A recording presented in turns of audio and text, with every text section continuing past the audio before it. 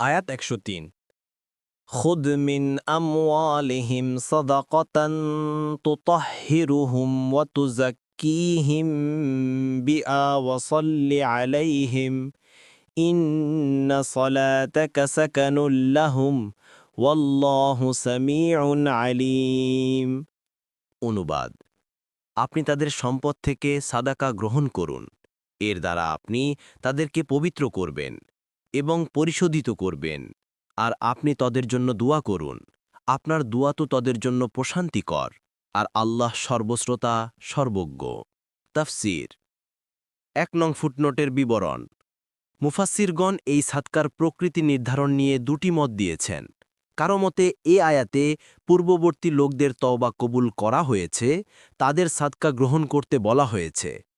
সেটা ফরজ বা নফল যে কোনো সাদকা হতে পারে।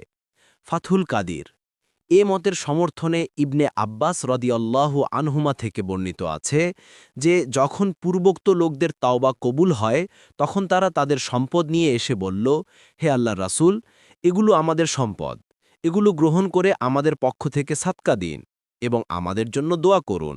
তিনি বললেন, আমাকে এর নির্দেশ দেওয়া হয়নি। তখন এই আয়াত নাজিল হয়, আত-তাফসীরুস সাহিহ।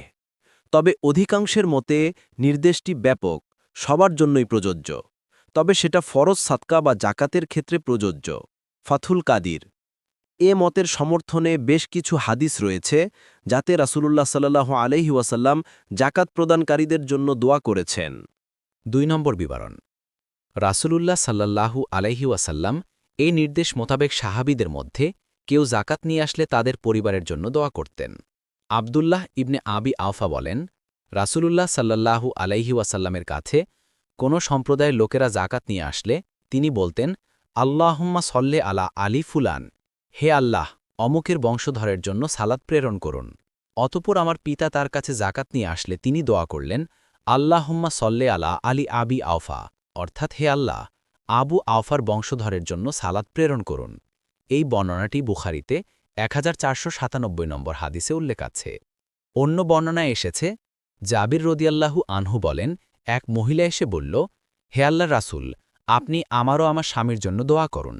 তখন রাসূলুল্লাহ সাল্লাল্লাহু আলাইহি ওয়াসাল্লাম বললেন, সাল্লাল্লাহু আলাইকে ওয়া আলা যাওজেক, অর্থাৎ আল্লাহ তোমারও তোমার স্বামীর জন্য সালাত প্রেরণ করুন। এই বর্ণনাটি আবু দাউদে 1533 নম্বর হাদিসে উল্লেখ আছে। পরবর্তী তাফসিরে যেতে ভিডিওটি শেষ হওয়ার পূর্বেই এই বক্সে ক্লিক করুন। ভয়েস বা উচ্চারণে অনিচ্ছাকৃত ত্রুটি ক্ষমাসুন্দর দৃষ্টিতে দেখবেন ইনশাআল্লাহ।